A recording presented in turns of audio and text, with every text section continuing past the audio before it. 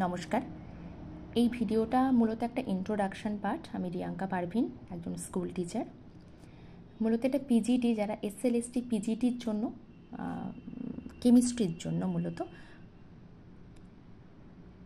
নিজেদেরকে প্রস্তুত করছো, নিজেদেরকে প্রিপারেশান নেওয়াচ্ছ, তাদেরকে খানিকটা সাহায্য করার জন্য বলা যেতে পারে। আমি যেভাবে প্রিপারেশান নিয়েছি সেই জিনিসগুলোকে আমি একটু মাথায় রেখে আমি চেষ্টা করব তাদেরকে সাহায্য করার।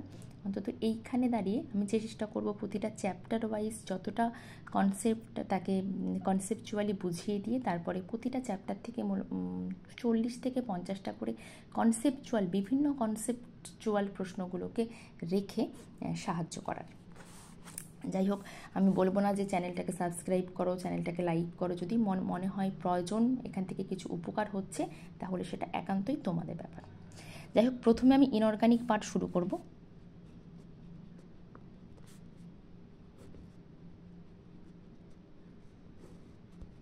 ইনঅর্গানিকে আজকে মূলত আমি কেমিক্যাল বন্ডিংয়ের কিছু ইন্ট্রোডাকশান বলবো।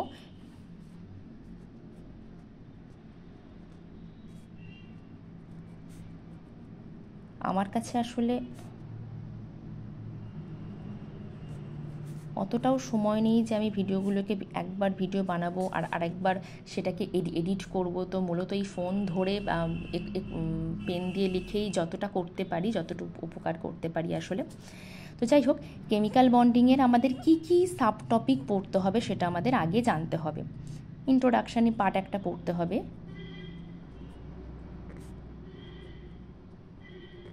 এই ইন্ট্রোডাকশানের মধ্যে আমাদের টাইপস অফ বন্ড আসবে,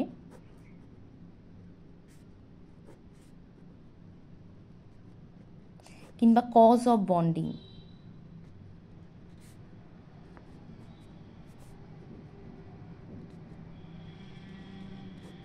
এটা আসবে। যে কোন কোন ধরনের বন্ড সম্ভব, কিংবা কজ অফ বন্ডিং, কেন মানে বন্ডিংয়ের প্রয়োজন হচ্ছে কেন, সেটা আমরা আসছি ডিটেলসে। এই একটা বিষয় আমরা পড়ব।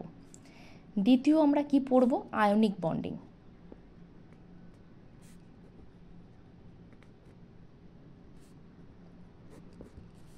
আচ্ছা, এই আয়নিক বন্ডিং থেকে এটা একটা বেশ ইম্পর্টেন্ট পোর্শন।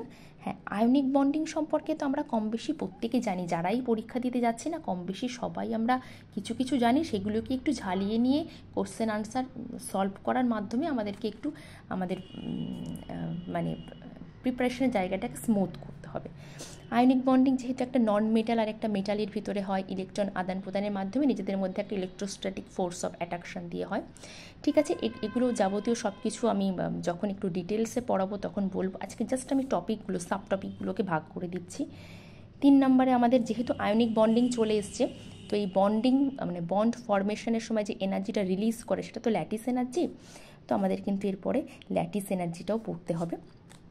ল্যাটিস এনার্জি যখন আমাদের পড়ব তখনই আমরা সবাই জানি যে ল্যাটিস এনার্জিকে কিন্তু ডাইরেক্ট মেজার করার কোনো পথ নেই। সেক্ষেত্রে আমাদের বন্ড বা সাইকেলটা একটু পড়ে নিতে হবে, সেটাও আমরা পড়ে নেব।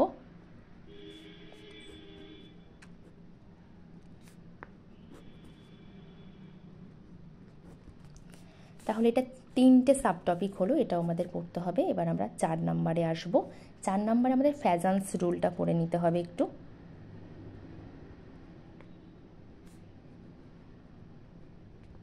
এটা একটা ভীষণ ইম্পর্টেন্ট। আমরা ফ্যাজান্স রুল দিয়ে কি জানতে পারি যে একটা বন্ড কতটা কোভ্যালেন্ট। আচ্ছা, 5 নম্বরে আমাদের লুইস ডট স্ট্রাকচারটা পড়ে নিতে হবে একটু। কারণ অনেক সময় কি হয় যে লুইস ডট স্ট্রাকচার থেকেও কিন্তু একটু ঘুরিয়ে প্রশ্ন চলে আসে। আর ইউ সি কী ধরনের প্রশ্ন? এই ধরুন NO3-, এই কম্পাউন্ডারই আমরা 3 রকমের 4 রকমের হয়তো লুইস ডট স্ট্রাকচার আমাদের সামনে এঁকে দেওয়া হলো, কোনটা সঠিক বলতে হবে, সেক্ষেত্রে আমাদের কিন্তু এটা জানা প্রয়োজন। আচ্ছা, 6 নম্বর সাবটপিকে আমাদের পড়তে হবে কি? Valence bond theory.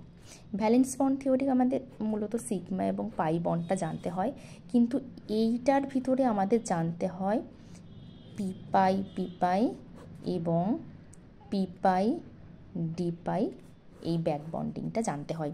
এবং মূলত কিন্তু প্রশ্নগুলো এমনও আসে, এমন হয়তো চলে এলো যে এই NO3- এই কম্পাউন্ডের ভিতরে কটা পি পাই এবং কটা পি পাই বন্ড রয়েছে।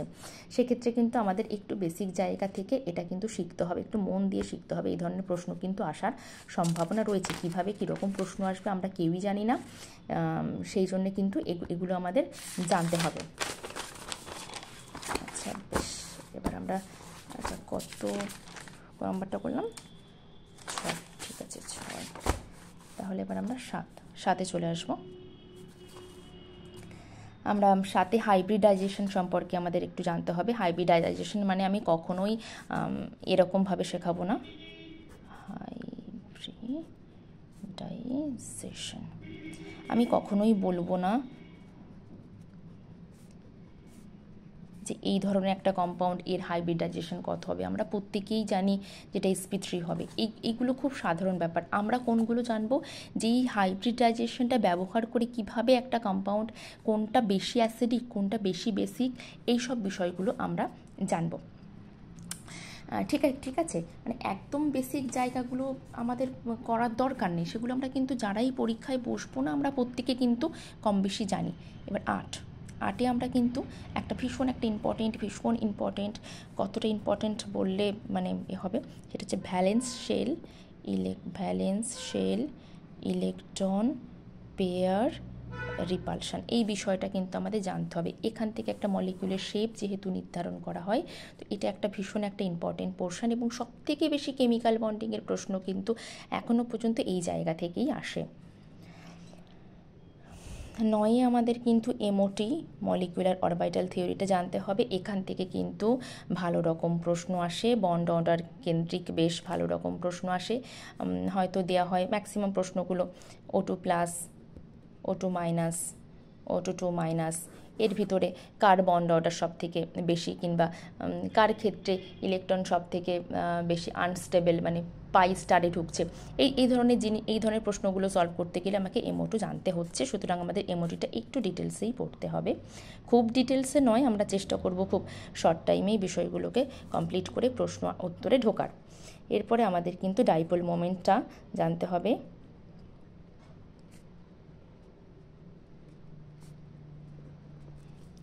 ডাইপোল মোমেন্টটা হচ্ছে মেনলি আয়নিক, মানে একটা বন্ডের ভিতরে কতটা আয়নিক ক্যারেক্টার রয়েছে, পার্সেন্টেজ অফ আয়নিক ক্যারেক্টার, সেই ক্যালকুলেশনটাও আমাদেরকে একটু জানতে হবে। আর ডাইপোল মোমেন্ট কোন কম্পাউন্ডের ক্ষেত্রে বেশি, কোন কম্পাউন্ডের ক্ষেত্রে কম, কার ক্ষেত্রে একেবারে 0, এই বিষয়গুলো আমাদের একটু জানতে হবে। কম বেশি আমরা প্রত্যেকেই জানি, যেগুলো ভীষণ এক্সেপশন সেগুলো আমি দেখিয়ে দেবো। 11 নম্বর সাব টপিকে আমাদের কিন্তু বন্ড অ্যাঙ্গেলটা জানতে হবে। আজকাল কিন্তু এখান থেকে ভালো রকম প্রশ্ন আসে। নেট সেটে আসে খুব বন্ড অ্যাঙ্গেল থেকে। এবার আমরা ধরতেই পারি পিজিটি যে পরীক্ষাটা হবে সেটা অনেকটা ওই নেট সেট লেভেলই, মানে ওই রকম ধরনের প্রশ্নই আসে মূলত। একটু সহজ ভার্সন হওয়া উচিত, কিন্তু আমরা ধরে নেব যে ওই স্ট্যান্ডার্ডেই আসবে। আচ্ছা, বন্ড অ্যাঙ্গেল মানে কোন, যেমন আমি একটা তাহলে এক্সাম্পলই দিই, কিংবা এখানে আমরা CH3 দিয়ে দিলাম, কার ক্ষেত্রে বন্ড অ্যাঙ্গেল বেশি হবে, কার ক্ষেত্রে কম হবে, এইগুলো আমাদেরকে একটু ভালো করে পড়তে হবে। মানে এটা একটা ভালো টপিক এবং এটা একটা ভালো করেই পড়তে হবে। এর আন্ডারে আমাদের একটু ড্রাগোস রুলটা পড়ে নিতে হবে।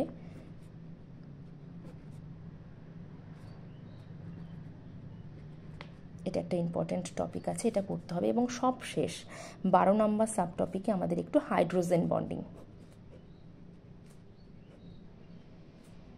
সবাই আমরা জানি,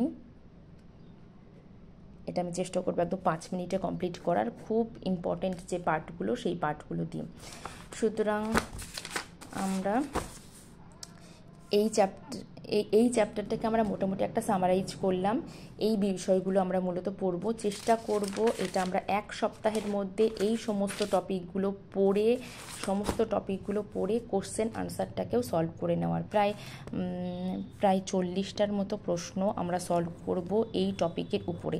হ্যাঁ, আজকে ভিডিওটা যেরকম ভীষণ কাঁপাকাঁপি হচ্ছে আর কি, মানে আমি হাতে ধরে করছি, এক হাত দিয়ে ধরে অন্য হাত দিয়ে পেন দিয়ে লিখছি। নেক্সট দিন চেষ্টা করব ফোনটাকে অন্তত ফিক্সড করে করার।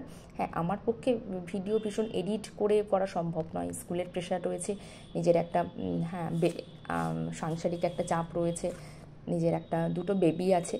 তবুও আমি চেষ্টা করব, কারণ এসএলএসটিটা আমি দেখছি যে ইউটিউবে মানে ম্যাক্সিমাম ক্ষেত্রে যেটা হচ্ছে, বা সামান্য দুটো একটা ভিডিও দিয়ে আমাদের এই অ্যাপস আছে, অ্যাপসে আপনি চলে আসুন, এই টাকাটা দিন, দিয়ে অ্যাপসে ঢুকুন, সেখানে অনলাইন আমরা মেটেরিয়াল দেবো, না না ওই সব বিষয়ের ভিতরে আমি যাব না। আমার যা করার আমি একদম ফ্রি অফ কস্ট একদম ইউটিউবেই দিয়ে দেবো, আপনারা এখান থেকে সব পেয়ে যাবেন।